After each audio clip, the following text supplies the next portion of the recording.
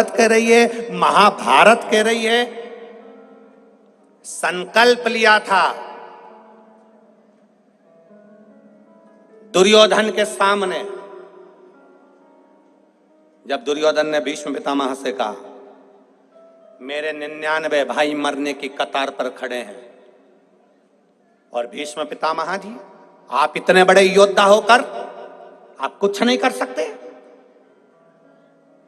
आप पक्षपात करते हो पितामह। पितामह ने भी संकल्प ले लिया, कल का सूर्यास्त होते हुए अर्जुन नहीं देख सकता। दुर्योधन ने मोतीचूर के लड्डू बंटवा दिए। पूरे युद्ध के मैदान में मोतीचूर का लड्डू बंट रहा था। लड्डू पहुंच गया द्वारिकाधीश के पास। द्वारिकाधीश ने भी मोतीचूर का लड्डू मुंह में रख के खाया, और द्वारकाधीश की आदत थी, पूछते बाद में थे, खाते पहले थे। उनने जो मुंह में लड्डू रख लिया और लड्डू रखने के बाद पूछा, क्यों रे ये लड्डू काहे का बट रहा है? कि दुर्योधन बंटवा रहा है, कल अर्जुन मर जाएगा। कल अर्जुन मर जाएगा? हाँ। क्यों? भीष्म पितामह ने प्रतिज्ञा करी है, कल का सूर्य अस्त होते हुए अर्जुन नहीं देख सकता। और भीष्म पितामह जब प्रतिज्ञा करते हैं तो वो पक्की करते हैं, कल अर्जुन मरेगा। प्रतिज्ञा भीष्म पितामह की। भगवान के मुंह में आधा लड्डू तो भरा रह गया, आधा लड्डू हाथ में रह गया, और आधा लड्डू लेकर भगवान द्रौपदी के पास पहुंच गए। द्रौपदी ने कहा, भैया तू? द्रौपदी ले लड्डू खा ले। द्रौपदी पूछी, भैया आज इतनी रात को रात्रि के दूसरे पहर में लड्डू बांटने आए हो? क्यों?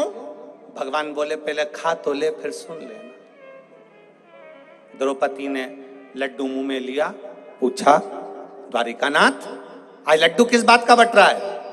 भगवान कहने लगे, द्रौपदी कल तेरा पति मर जाएगा तो विधवा हो जाएगी, कल तेरा पति मर जाएगा तो बेधव्य हो जाएगी।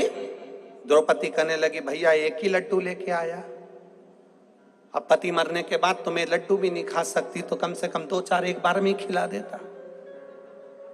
द्वारिकाधीश कहने लगे, द्रौपदी तेरा पति कल मरने वाला है और तू रोने की जगह लड्डू खाने को मांग रही है। इतने में द्रौपदी कहने लगी, जब यहाँ द्वारिकाधीश लड्डू खिला रहा है पति मरने का, तो मैं क्यों ना खाऊं? भगवान ने कहा, लड्डू फेंक द्रौपदी, भीष्म पितामह के कमरे में जा, कक्ष में जा। द्रौपदी ने कहा, भीष्म पितामह के कक्ष में नहीं जा सकती, वहां द्वारपाल लगे हैं, बहुत सारे द्वारपाल लगे हैं, मुझे अंदर नहीं जाने देंगे। हम इधर कौरवों की सेना में कैसे चले जाएं?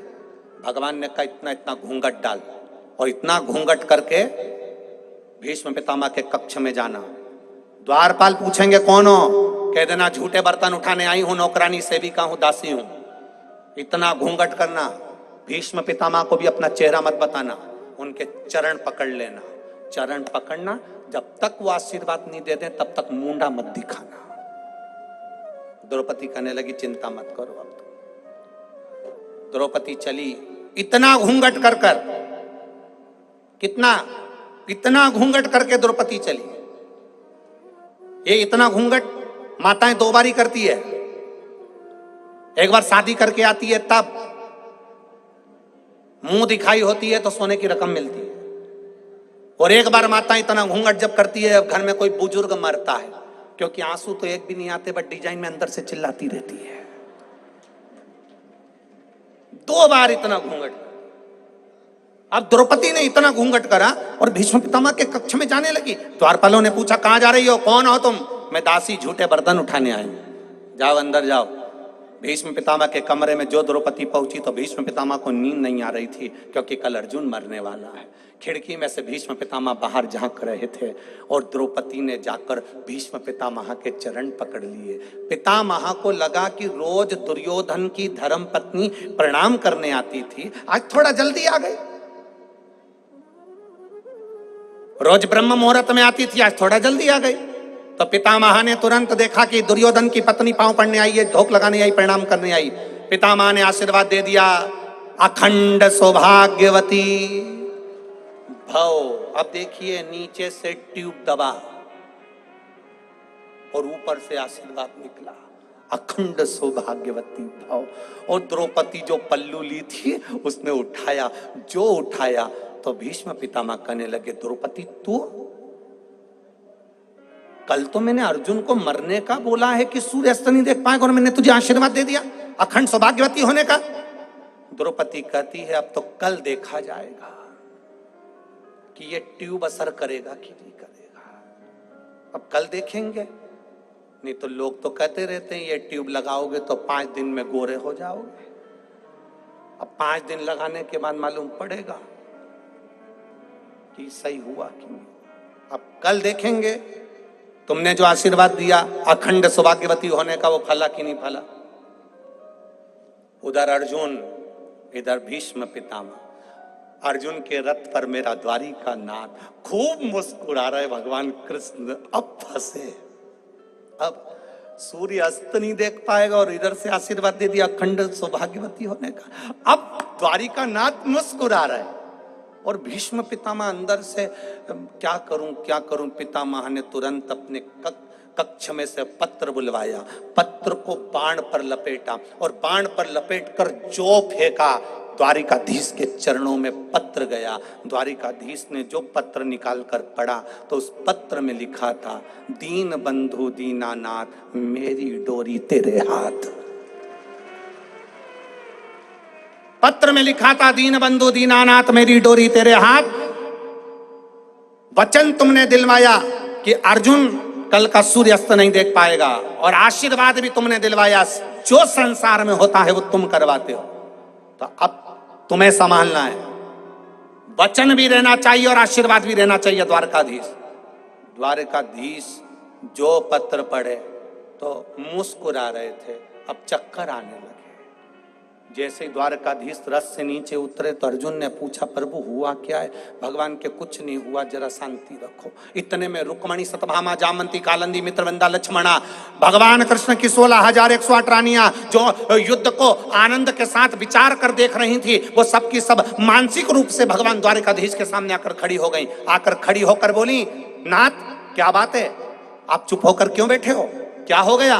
भगवान ने पत्र दिया, रुक्मणी पढ़ो। ये पत्र में लिखा है, भीष्म पितामह ने आशीर्वाद दे दिया है द्रौपदी को अखंड सौभाग्यवती होने का, और भीष्म पितामह ने वचन लिया है, संकल्प लिया है कि अर्जुन का सूर्य अस्त होते हुए नहीं देख पाएगा।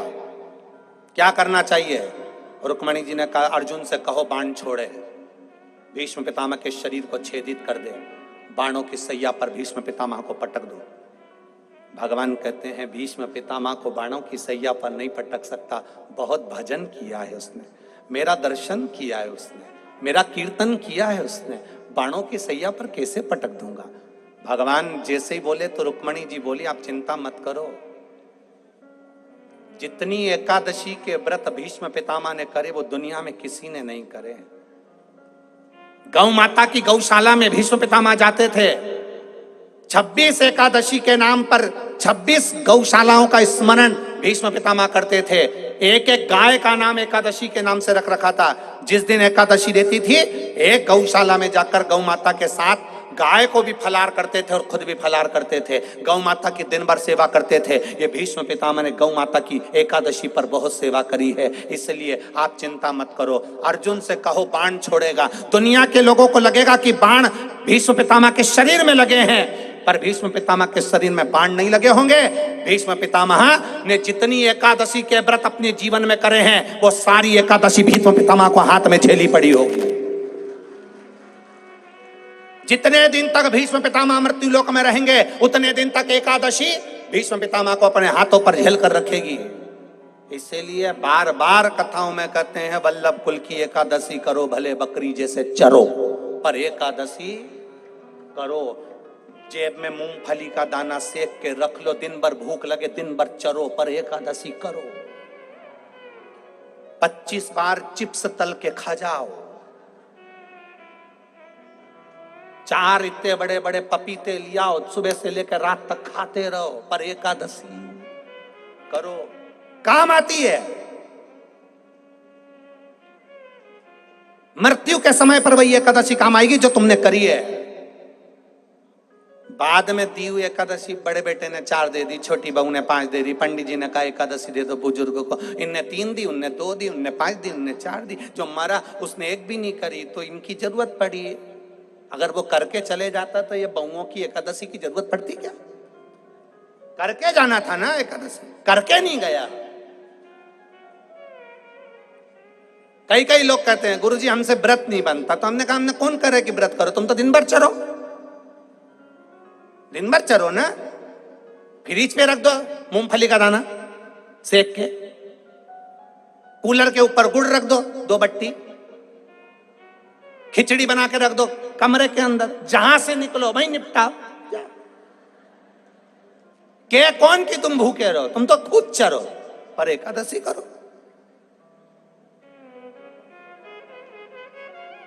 अब हाथ पर झेलिए एकादशी। और अंत समय प्रभु आना पड़ेगा, वचन दिया तो निभाना पड़ेगा। भगवान ने निभाया। सूर्यास्त होने के पहले ही भीष्म पितामह बाणों की सैया पर पड़ गए। द्रौपदी जब भीष्म पितामह से मिलने गई, भगवान भीष्म पितामह मुस्कुरा कर बोले, देख तूने ट्यूब दबाया था तो निकला, आशीर्वाद निकला। आप भी अपने माता पिता के चरणों को अगर थोड़ा सा दबा लोगे, प्रणाम कर लोगे, नमन कर लोगे, गुरु के चरणों को नमन कर लोगे, निकल कर आशीर्वाद जो मिलेगा वो पूरी जिंदगी से ताक देगा। सहज नहीं है। भजन करो, समझो